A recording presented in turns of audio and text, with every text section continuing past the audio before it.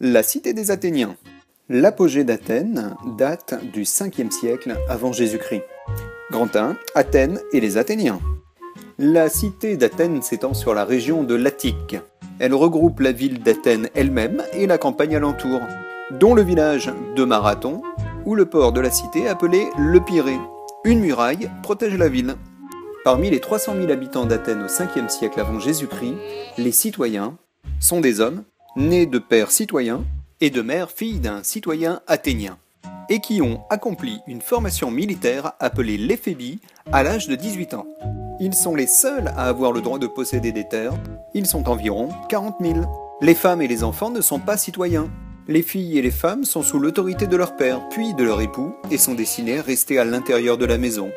On en dénombre à peu près 110 000. Les métèques sont des étrangers qui vivent à Athènes. Ils ne sont pas citoyens.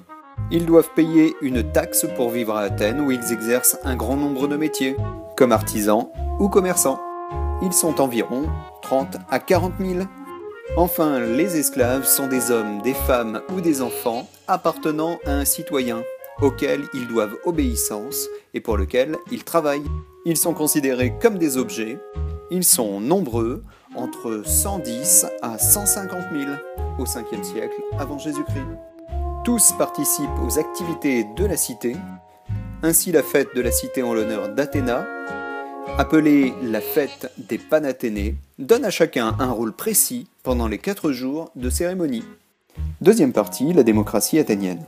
Athènes devient une démocratie en 508 avant Jésus-Christ, c'est-à-dire que le peuple décide de la vie de la cité. Au moins 4 fois par mois, les citoyens d'Athènes se réunissent à l'Ecclésia sur la colline de la Pnyx pour débattre et voter les lois. De plus, des conseils réduits de citoyens rendent la justice, comme l'ailier, et préparent les lois, comme la boulée. Enfin, des magistrats sont désignés pour diriger la cité, ce qui permet aux autres citoyens de continuer à exercer leur métier. Ces magistrats sont soit élus, soit tirés au sort pour une durée d'1 an. Parmi les magistrats élus se trouvent les stratèges. Périclès est élu plusieurs fois stratège de 443 à 429 avant Jésus-Christ.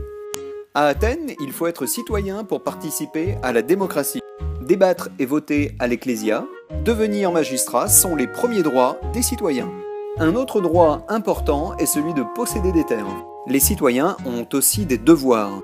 Ils doivent obéir aux lois, combattre pour la cité et participer aux fêtes de la cité comme les Panathénées. Tous les citoyens sont égaux devant la loi et ont les mêmes droits et les mêmes devoirs.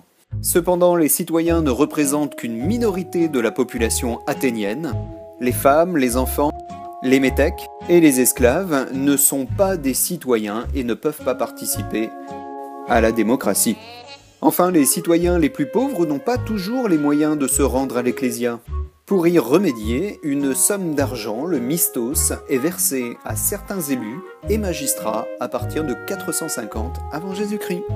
Pour conclure, Athènes est une cité-État, une démocratie composée de citoyens qui se réunissent à l'Ecclésia, combattent pour la cité.